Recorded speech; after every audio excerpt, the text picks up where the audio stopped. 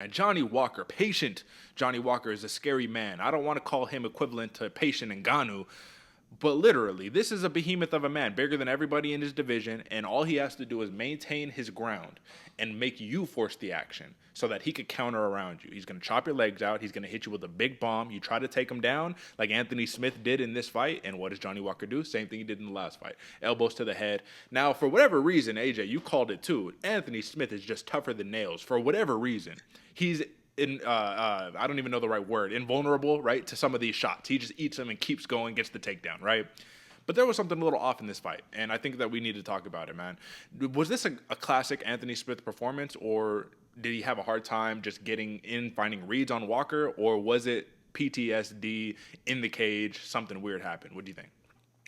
I think it was a mix of all of them, Derek. I think that once Anthony Smith felt that first shot of Johnny Walker, he I don't remember if it was a right or a left, he tagged him, and you kind of saw Mm-hmm. Anthony Smith go, "Oh shit," take that step back and really reconsider how he's going into this. I don't think at that point that's when he respected Johnny Walker's power. That's when the whole power dynamic shifted. And then once Johnny Walker started really beating up the legs in the second round, really taking it to him, chopping the tree down, there was a point where Johnny Walker was on the mat and he kicked Anthony Smith's leg backwards. And I think that's the one that really hurt it. It looked like it was a hyperextended knee. And then after that, Anthony Smith didn't really have the power. Now, what the mics caught it and Twitter went crazy Mm-hmm. with it, the Mm-hmm. PTSD when Anthony Smith, you attacked my family, you're the one, like, and basically reliving that moment when an intruder entered his house and was, attack, not really attacking, but it had the potential to do serious harm to his family. And Anthony Smith had to go in there and stop that. Yeah. Man, when that kind of stuff comes out in the cage, that it shocked me. I don't know if there's like therapy that needs to be done or some situation, but that is a very traumatic moment. And the fact that it came out in another traumatic moment, that it just proved that stress is real for Anthony Smith. And this is a dangerous game that has mental repercussions for so long Yeah. that you carry that kind of stuff with you, man. It was, I don't want to say sad to see, but it was definitely troublesome, if you will, Derek. What was your thoughts on all that? Well, I think that we should also note we could potentially be grasping at straws here. We could be reaching for something that's not there because that's just our perception. And then Twitter made up a narrative very quickly and just ran with it. And that was that he is PTSD reliving that invasion situation, which was brought public, right? It was made to light. It did happen, right? It is something that will affect you.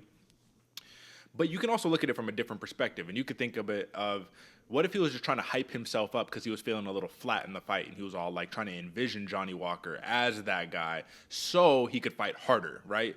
Also grasping at straws, but it's on the table of possibilities. Now, the funniest thing, which you don't want to make light of a situation like this, is that Anthony Smith is talking to him. You're attacking my family, and Johnny Walker's like, huh? And he's like, yeah, you're attacking my family. And Johnny Walker's like, what? Like he just like, okay, all right, you know what I mean? Leg kick, you know what I mean? Boom, all right. And that part right there, I think it really showed the dynamic of the fight. And the dynamic of the fight was Johnny Walker wasn't just patient, he was relaxed, he was calm. He was not this bundle of energy that is waiting to burst like he generally is. Now you did see a couple of the antics, right? You saw the what do you call it, handstand roundhouse kick. You saw the couple flying knees, the one that he connected with at the very end. But let's talk about this part. He might have been relaxed almost to a detriment because come the end of the fight, you have an opportunity to really put your opponent out of their misery. And a lot of people do say it kind of felt like Johnny Walker almost gave mercy and held back and was like, I already won the fight. I'm good. I don't need to give you extra punishment. This is MMA, man. At the end of the day, this is a sport, but it's a little bit different. When you're punching each other in the face for a paycheck, you know what I mean? You kind of need to finish your food. Should he continue this streak of playing with the food, or does he need to just finish the job? No, he needs to finish the job, especially when the boss is criticizing you and not willing to give you a bonus because all the stuff you did previous is a different fighter and admittedly a better fighter, a more calculated, patient, calm, thinking forward fighter. When you're solving problems in there, you love to see it, but you can't lose that wild man aspect that got you to the show. And I do think, at least to me, it looked like Johnny Walker was being nice to Anthony Smith in there at the very end. And then that's when he kind of pulled out the antics and said, I'm going to throw a flying knee from 5 feet away. So hopefully you block this. Turns out you didn't. You still ate one to the face.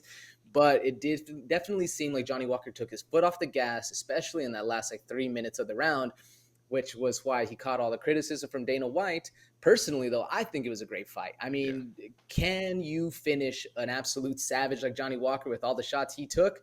I mean, he could have put it on him and then catching big right hand, go to sleep. So there's many variables that go into that. I think it was a smart move by Johnny Walker to play it safe.